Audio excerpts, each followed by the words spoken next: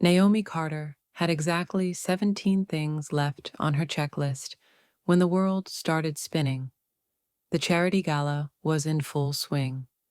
300 of Seoul's elite mingling in the Grand Hyatt's Imperial Ballroom, champagne flowing, string quartet playing, and every detail absolutely perfect. Naomi had spent 72 hours making sure of it, which was why, when she turned too quickly to signal the catering manager, the floor tilted sideways. Not now, she thought desperately, grabbing the nearest pillar. Not in front of everyone. Not when everything's finally. Her vision blurred, the chandeliers overhead multiplied into dozens of glittering lights. Someone nearby said something in Korean she couldn't process. Then her knees buckled. She fell, waiting for the impact with the marble floor that would be the most humiliating end to her career she could imagine. It never came. Strong arms caught her mid-fall, pulling her against a solid chest that smelled like expensive cologne and something darker. Leather, whiskey, danger. Naomi's eyes fluttered open to see a face above hers that seemed carved from marble. Sharp cheekbones, intense dark eyes, and an expression of such focused concern, it took her breath away. "I've got you," he said in English, his accent slight but noticeable. Then he shifted, dipping her back in his arms like they were dancing, instead of preventing her from crashing face first into the floor. Around them, the party had gone silent. 300 people watching, cameras flashing. Naomi wanted to die of embarrassment.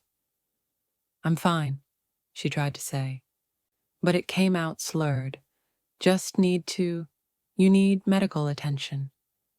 The man's voice was calm, authoritative, the kind of voice people obeyed without question.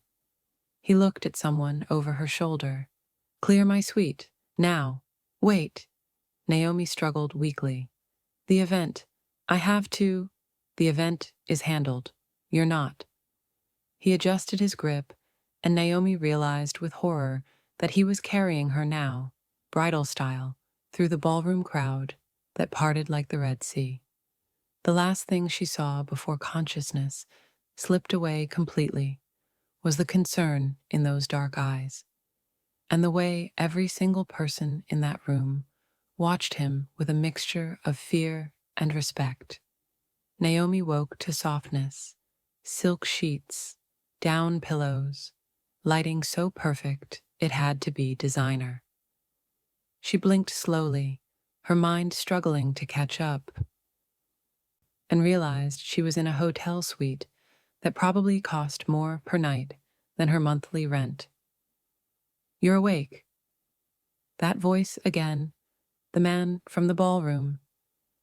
Naomi turned her head to find him sitting in an armchair beside the bed, still in his immaculate black tuxedo, watching her with that same intense focus. "What happened?" Her voice was hoarse. "You fainted. Dehydration and exhaustion, according to the doctor I called." He poured water from a crystal pitcher, handed it to her. "When did you last eat?" Naomi tried to remember. "Yesterday? Maybe the day before. I had an apple, I think." "An apple." His jaw tightened. "You've been running a major event on an apple." "I had coffee," she defended weakly. "Coffee isn't food." He stood, moved to the suite's kitchenette, and returned with a tray, soup, bread, fruit, arranged with the kind of casual elegance that spoke of wealth so deep it didn't need to show off. "Eat, slowly. I should get back to the event. The event is over. Successfully, I might add. Your team handled the final hours perfectly." He sat back down. "Now eat before I feed you myself." There was something in his tone, not quite threatening, but absolutely serious, that made Naomi pick up the spoon. The soup was perfect, warming her from the inside out, and she realized just how hungry she actually was. I don't even know your name, she said between bites. Yoon Seojun. He watched her eat with satisfaction. And you're Naomi Carter, the brilliant event planner who's been making my hotel look exceptional for the past 3 months. Your hotel? Naomi's spoon paused halfway to her mouth. I own the Grand Hyatt, among other properties. He said it casually, like owning luxury hotels was normal, which means you've been working yourself to exhaustion on my property, under my watch. That makes your well-being my responsibility. That's not how employment works. It's how I work. Seojun leaned forward, and Naomi felt the weight of his attention, like a physical thing. Tell me, Naomi, do you remember a funeral you coordinated 2 years ago? Small, private. Man who'd lost his wife in a car accident? Naomi searched her memory. She'd done dozens of funerals, but the one in winter? At the cathedral? The widower barely spoke, but he held his wife's photo the entire time. That was me. His voice was soft now, vulnerable. You were the only person who didn't treat me like a business opportunity or a tragic case study. You just cared. Genuinely. You made sure her favorite flowers were there, even though they weren't in season. You played her favorite song. You treated her memory with respect. I remember, Naomi said slowly. You looked so broken. I just wanted to help. You did, more than you know. Seojun's eyes held hers. I've been looking for you ever since, and tonight you literally fell into my arms. The way he said it, like fate, like destiny, like something inevitable, made Naomi's heart race. Mr. Yoon, Seojun, please. Seojun, I appreciate you helping me tonight, but I should go. I have work tomorrow and stay. It wasn't quite a command, but close. At least until morning. Let the doctor check you again. Make sure you're actually recovered. You can use the guest room. Every instinct said this was dangerous. Rich men didn't just help strange women out of kindness. There was always an angle, always a price. But she was exhausted, and his suite had 2 bedrooms, and something about the way he looked at her made her feel safe, seen. Just until morning, she agreed. Seojun's smile was brilliant, transforming his severe features. Thank you for trusting me, for staying. He showed her to the guest room, just as luxurious as the main suite, and left her with a promise that he'd be in the next room if she needed anything. Naomi should have felt relieved to have space. Instead, she felt strangely alone. She was drifting off to sleep when she heard it. So soft, she almost thought she imagined it. Seojun's voice, speaking Korean to someone on the phone in the next room. And then one word in English, clear and possessive and absolutely certain. Ours. Would you trust a stranger who caught you when you fell, or run the moment you could? Drop your thoughts in the comments. If you're already hooked on this story about a fainting woman and the mysterious Mafia boss who claims her with a single word, hit subscribe and tell me what you think ours means. This is about to get intense. Now let's continue. Naomi woke to sunlight streaming through floor-to-ceiling windows and the smell of fresh coffee. She padded out to the main suite to find Seojun at the dining table, reading a newspaper in Korean, breakfast laid out like a 5-star hotel spread. He looked up when she entered, and his smile was warm, genuine. Good morning. How do you feel? Better. Much better. Naomi sat cautiously. You didn't have to do all this. I wanted to. He poured her coffee.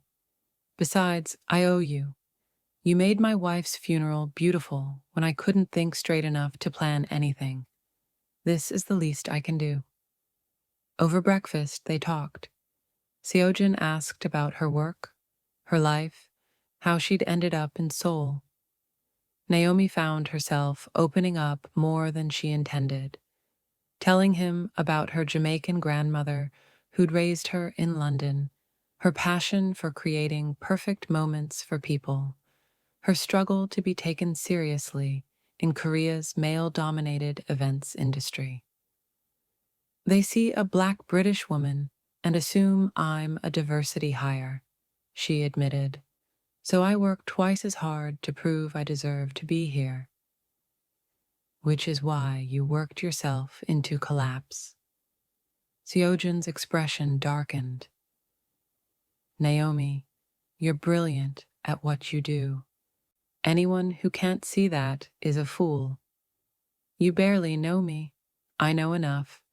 I've watched you coordinate 3 events at my properties over 6 months. You're meticulous, creative, and you genuinely care about making people happy. That's rare. He paused. Also, you have terrible self-care habits. When's the last time you took a day off? Naomi tried to remember. 3 months ago? That ends now. Seojun pulled out his phone. I'm messaging your boss. You're taking the next 3 days off. Doctor's orders. You can't just, I own the contract with your company. I absolutely can. He typed rapidly. Consider it a favor for the woman who made my darkest day slightly less dark. What Naomi didn't know was that Seojun's interest in her went far beyond gratitude.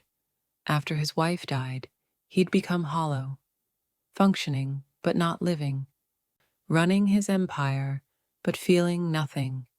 Then Naomi had coordinated the funeral with such genuine compassion that for the first time in months, he'd felt something other than grief. He'd tried to find her afterward, but she'd moved to a different company, changed numbers. He'd almost given up. Then 6 months ago, she appeared at his hotel, coordinating a corporate event, and he'd known immediately. This was his second chance. You're obsessed with her, his second-in-command, Min, said bluntly over the phone. Hyung, this is dangerous. She's a civilian. She has no idea what you really are. I know. Seojun watched Naomi through the window, laughing at something on her phone. But I can't let her go. Not again. So what's the plan? Court her properly. Show her I'm someone worth knowing. And when the time is right, tell her the truth about what I am. Seojun's voice hardened. But until then, she stays protected. Full security detail.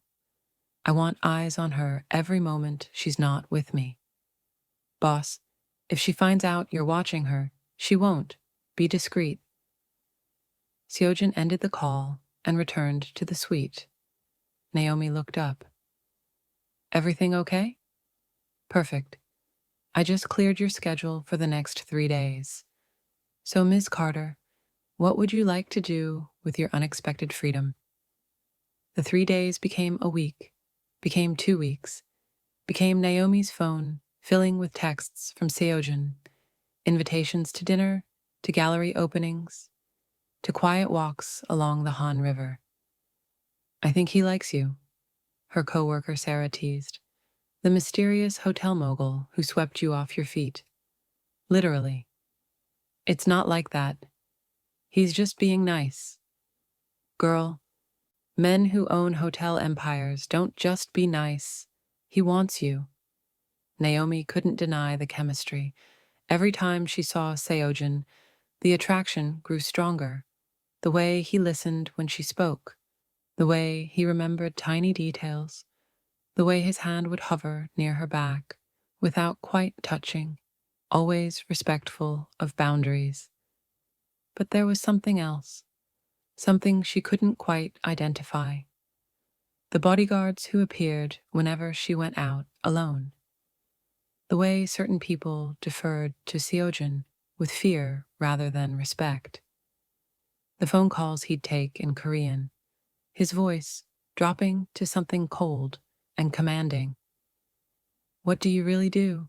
she asked one evening over dinner at an exclusive restaurant. Seojun set down his wine glass. "I told you.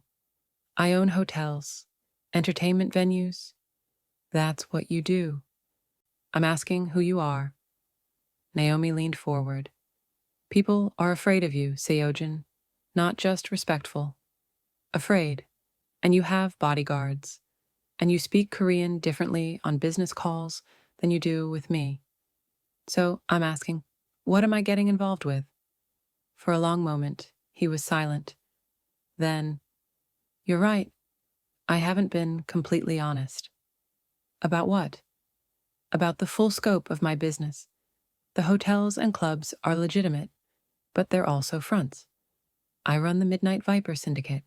We control Seoul's luxury hospitality industry, both the legal side and the less legal aspects. Protection, information, making problems disappear for the right price." Naomi's blood ran cold. "You're a criminal." "I'm a businessman who operates in gray areas. There's a difference." Seojun's voice was calm. "I don't deal drugs, don't traffic people, don't hurt innocents. But yes, Naomi, I'm not entirely legal. And if that's a deal breaker, I understand. I'll have a car take you home, and you'll never hear from me again." Every logical bone in Naomi's body screamed to leave, but she also saw the vulnerability in his eyes, the fear that she'd run, that he'd lose her again. "Why tell me now?" "Because I'm falling in love with you, and I couldn't let you fall for a lie." His honesty was brutal, raw. "You deserve to know what you're getting into, who I really am, and then you can decide if I'm worth the risk." "This is insane," Naomi whispered. "I know. But I've learned that life's too short to play it safe. I lost my wife because I waited too long to tell her I loved her. I'm not making that mistake again." He reached across the table. "I'm not asking you to love me back. I'm just asking for a chance to prove I'm more than my worst choices." Naomi looked at his hand, extended between them, an offer and a question. She took it. "One chance," she said. "But Seojun, no more lies, ever, about anything. No more lies," he promised. Then the real danger started. 2 weeks later, Naomi was leaving a client meeting when a black van pulled up beside her. Rough hands grabbed her, pulling her toward the open door. She screamed, fought, kicked, training from self-defense classes kicking in. But there were 3 of them, and she was alone, and gunshots. Seojun appeared like an avenging angel, his men behind him, guns drawn. The would-be kidnappers released Naomi immediately and scattered. "Are you hurt?" Seojun pulled her close, checking her frantically. "Did they touch you? Hurt you?" "I'm fine, shaken, but fine." "Who were they?" "Golden Phoenix Gang. My rivals. They found out about you, about us. They thought they could use you as leverage." His voice was deadly. "They were wrong. Because you'll destroy them. Because you're mine now. And I protect what's mine with everything I have." That word again. Mine. But this time, there was something else in his eyes. Something that made Naomi remember that whispered word from her first night. Ours. "Seojun, what did you mean that first night? When you whispered ours while I was sleeping?" He went very still. "You heard that?" "I was half awake. I thought I imagined it. But I didn't, did I? What did you mean? It means, he struggled with the words, it means you belonged with me from the moment I caught you. Not as possession, but as completion, like finding a missing piece. My organization, my life, my heart, you fit into all of it. Ours, because you're not just mine. You're part of us, part of everything I've built. That's a lot of pressure, I know, and I'm sorry. But Naomi, I've never been more certain of anything. He cupped her face. I love you, completely. Probably too fast, definitely too intensely. But it's the truth. Naomi's heart hammered. She barely knew him. 2 months, a handful of dates, one massive revelation about criminal activity. But she also couldn't deny what she felt. I think I'm falling for you too, which is terrifying. Then be terrified with me. He kissed her softly. But be safe. Starting now, you move into my penthouse. Full security. No arguments. Seojun, they tried to take you once. They'll try again. And I can't lose you like I lost her. Please, Naomi. Let me keep you safe. The desperation in his voice broke her resistance. Okay, she whispered. But we do this together. No more you deciding things for me. We're partners, or we're nothing. Partners, he agreed. Always. Living with Seojun was an adjustment. His penthouse was spectacular. Floor-to-ceiling windows, overlooking Seoul, art worth millions, every surface gleaming with wealth. But it was also a fortress, with security systems that would make governments jealous and bodyguards stationed at every entrance. I feel like I'm in witness protection, Naomi joked. You are. From people who want to hurt you, to hurt me. Seojun pulled her close. I'm sorry. I know this isn't the life you signed up for. No, but it's the life I'm choosing. She kissed him. We'll figure it out. They fell into a routine, Naomi coordinating events remotely while Seojun ran his empire. Evenings together, talking about everything and nothing. Slowly, carefully, learning each other. But tension simmered beneath the surface. The Golden Phoenix gang was escalating, targeting Midnight Viper operations. Several of Seojun's clubs were vandalized. 2 of his men were hospitalized. This is because of me, Naomi said after the 3rd attack. They're coming after you because I'm here. No. They're coming after me because they want my territory. You're just an excuse. Seojun's voice was hard. Don't blame yourself for their violence. But Naomi couldn't shake the guilt. People were getting hurt because she'd fallen for a criminal. Her career was suffering because she couldn't work openly. Her family in London called constantly, worried about why she'd moved so suddenly. Maybe I should go, she said one night, just for a while, until this settles. No, Seojun's voice was absolute. We don't run, we fight, together. But people are dying. People die in my world regardless. That's not on you. He turned her to face him. Naomi, I know this is hard. I know you're scared. But running won't solve this. It'll just make them think they can chase you anywhere. The only way through is forward. Through me. Through us. What if I can't handle your world? Then we'll build a new one. One where you can breathe. His intensity was overwhelming. I mean it, Naomi. I'll leave this life if that's what you need. Go completely legitimate. Walk away from the Vipers. Whatever it takes to keep you. You'd do that? Give up everything? I've already lost everything once. I'm not losing you, too. The declaration should have felt too much. too fast. Instead, it felt like a promise she could trust. Don't give it up yet, she said, but maybe transition. Make the legitimate side bigger than the criminal side. So our future doesn't have to include violence.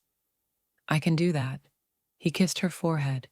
For you, I can do anything. But the Golden Phoenix wasn't willing to wait for transitions. The attack came at midnight. Explosions rocked the penthouse, windows shattering, alarms screaming. Seojun shielded Naomi with his body as his men rushed in. Boss, they've breached the lobby. 8 men, heavily armed. Get her to the safe room, now. Seojun was already moving, grabbing weapons from hidden compartments. Naomi, go with Min. Don't argue. I'm not leaving you. You are. Because if anything happens to you, I'll burn this entire city down. He kissed her hard, desperately. Trust me, I'll come for you. I always come for you. Min pulled her away into a hidden passage behind the master closet, down flights of emergency stairs Naomi hadn't known existed. Behind them, gunfire erupted. In the safe room, a reinforced bunker beneath the building, Naomi waited in terror, listening to the battle rage above. Please let him be okay. Please, I can't lose him like he lost her. Hours passed. Then finally, the door opened. Seojun stood there, covered in blood, exhausted, but alive. It's over. They're dead or captured. You're safe. Naomi ran to him, not caring about the blood, just needing to feel him solid and real. I thought I lost you, she sobbed. Never. I promised I'd always come for you. He held her tight. But Naomi, this is what my life looks like. Violence, danger, never truly safe. If you want out, I understand. But I need you to decide, now, before either of us gets in any deeper. Naomi pulled back to look at him. This dangerous, deadly man who'd caught her when she fell and never let go. Who loved her with an intensity that should terrify her, but instead made her feel more alive than ever. I choose you, she said. I choose us. All of it. The danger, the darkness, the impossible love. I choose ours. His kiss tasted like relief and promise, and forever. The aftermath of the attack changed everything. Seojun's penthouse was destroyed, so they moved to a secure estate outside Seoul, fortified, isolated, beautiful in its deadly way. Naomi should have felt like a prisoner. Instead, she felt oddly free. I handed Golden Phoenix leadership to the police, Seojun told her 3 days later. Anonymous tip with enough evidence to put them away for decades. It's done. Just like that? Just like that. He pulled her close.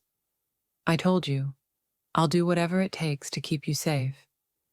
If that means burning bridges with the underworld, so be it. What about the Midnight Vipers? Transitioning.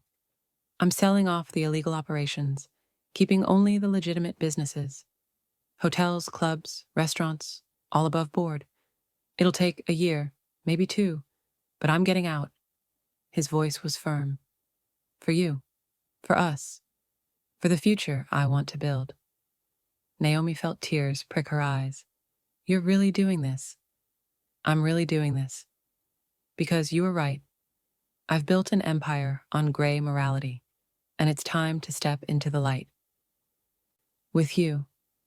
That night, as they lay tangled together in silk sheets, Seojun asked the question Naomi had been waiting for.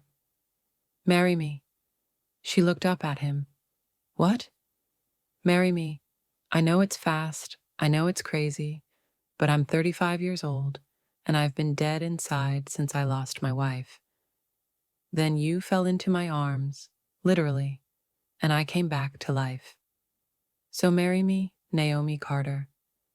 Let me spend the rest of my life catching you every time you fall. That's the most ridiculous proposal I've ever heard. Is that a no? That's a yes, you impossible man.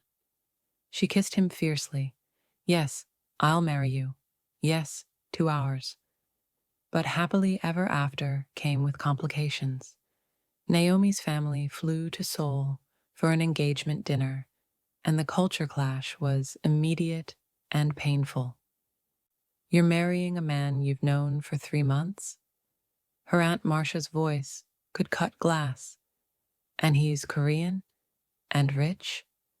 Naomi, this smells like a green card scheme. It's not about money. I love him. You love the idea of him, the rescue fantasy, the billionaire who swept you off your feet. Her grandmother's disappointment was worse than anger.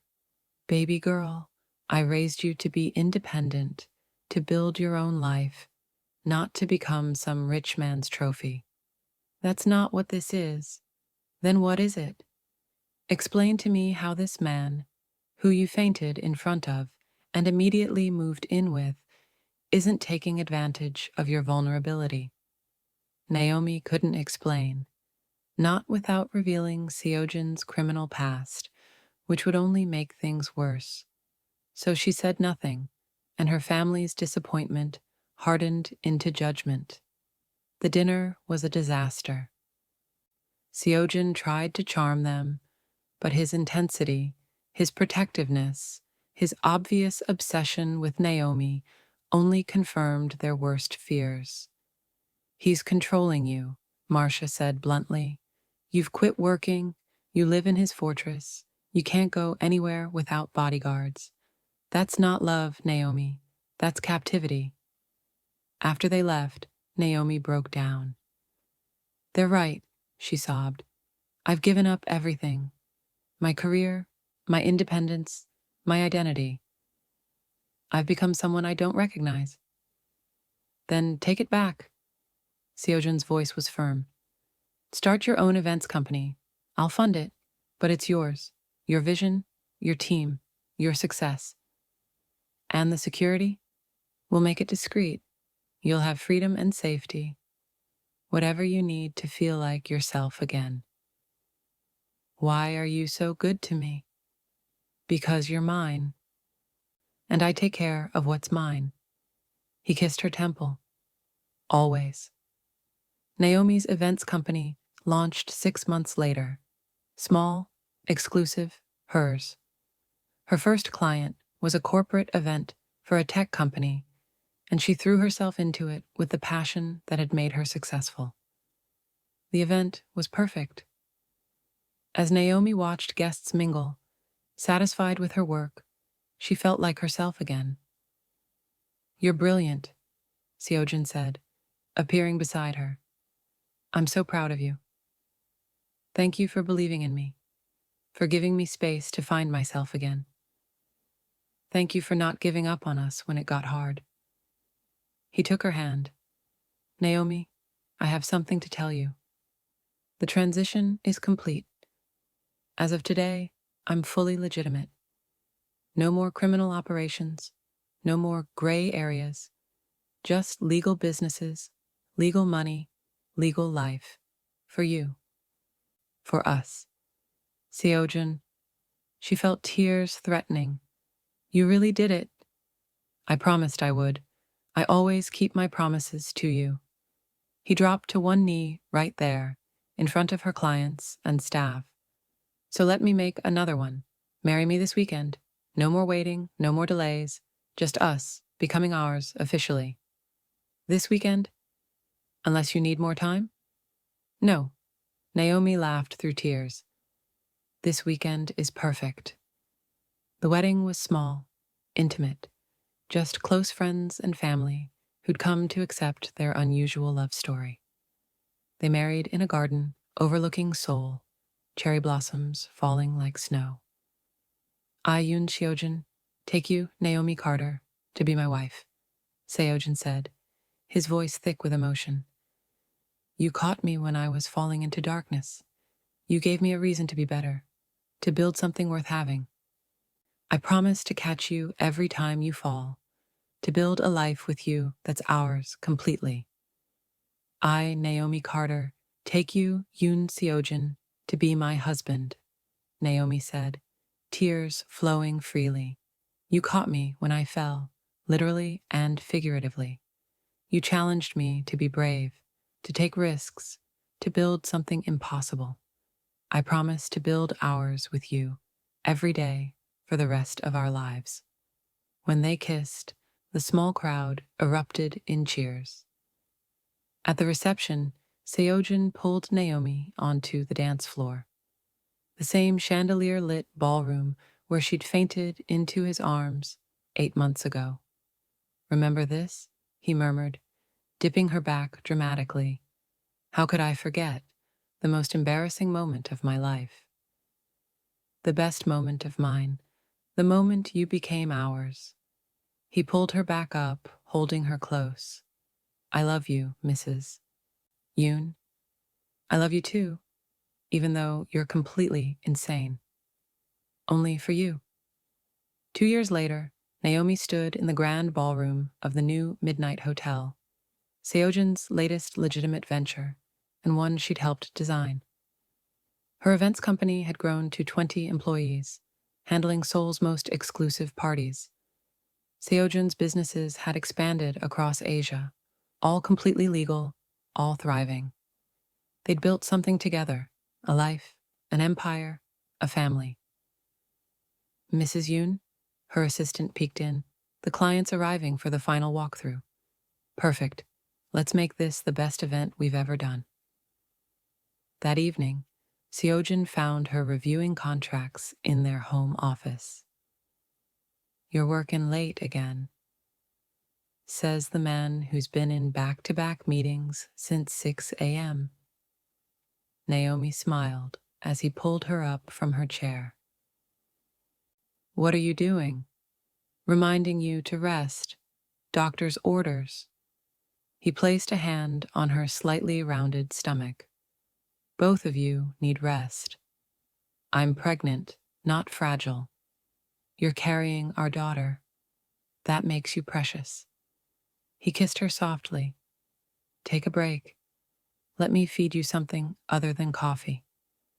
Over dinner, jerk chicken she'd taught him to make, kimchi jjigae he'd perfected, they talked about their day, their plans, their dreams for their daughter. Have we decided on a name? Seojun asked. I was thinking Arya Yoon. Arya means lioness in Jamaican patois. Strong, fierce, beautiful, like her parents. Arya Yoon. Seojun tested the name. Perfect, like her mother. Later, as they stood on their balcony overlooking Seoul's lights, Seojun pulled Naomi close. Do you ever regret it? Fainting that night? Everything that came after? Never. Best fall of my life. She leaned into him. You caught me, in every way possible. Gave me ours when I didn't even know I needed it. And I'll keep catching you. Every day, for the rest of our lives. He rested his hand on her stomach. All of ours. They'd started with a fall, a catch, and a whispered word that promised everything. Now they had a life built on that promise. Messy, complicated, beautiful, and completely theirs. The end. Thank you for following Naomi and Seojun's journey from a fainting spell to a lifetime of catching each other. If you loved their story, subscribe for more. See you in the next one. Would you trust a stranger who whispered hours while you slept, or run? Comment below